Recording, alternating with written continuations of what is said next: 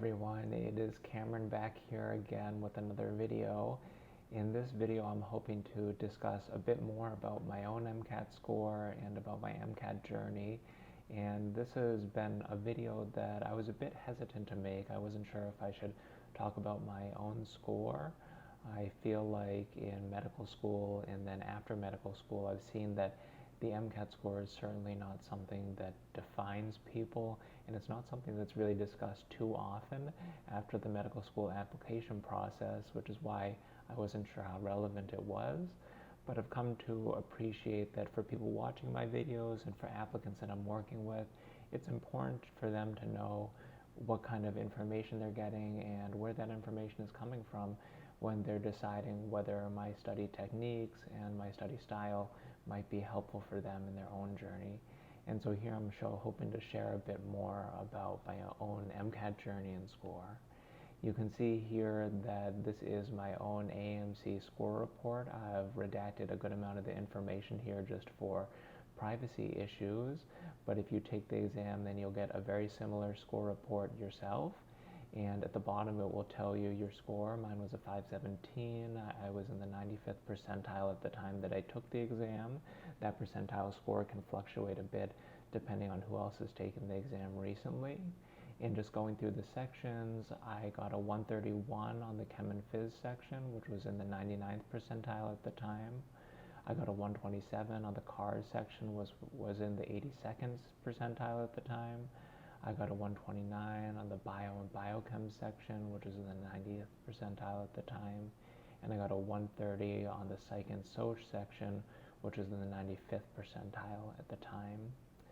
And this really represents all of the studying that was leading up to the exam as well. And so I think it's important to look at those practice scores too.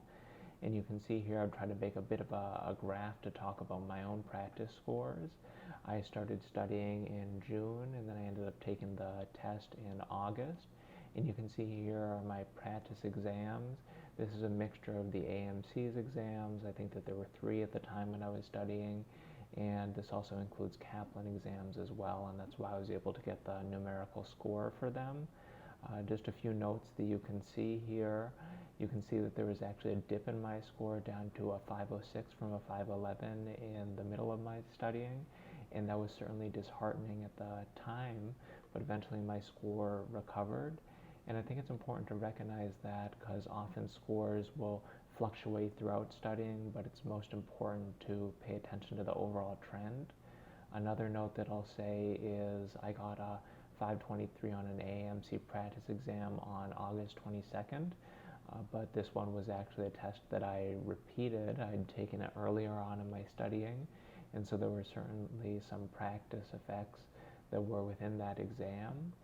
And the other note that I'll say is there were other exams that I took throughout this period, and there were custom exams that I made from the Q banks from the AMC, but they didn't actually come with a score, and so they're not really captured well here. Somewhat not surprisingly, you can see that my final score of a 517 ended up being right around the other exams that I'd taken a few days prior, kind of an average of the 513 and 523 or so, and so that was not surprising for me. And last note here, you can see that my last exam was on the 28th of August, which was very close to my actual exam date. Looking back, that's something that I would not recommend doing. If you do poorly on an exam right before your real exam, then that's certainly going to be a bit scary and probably make you wonder about rescheduling your exam. For me, it was helpful for me to know what I was going to get going into the exam, but looking back, that was probably a bit risky. And so I do hope that going through my journey and my score is helpful for you in deciding whether some of my advice might be helpful.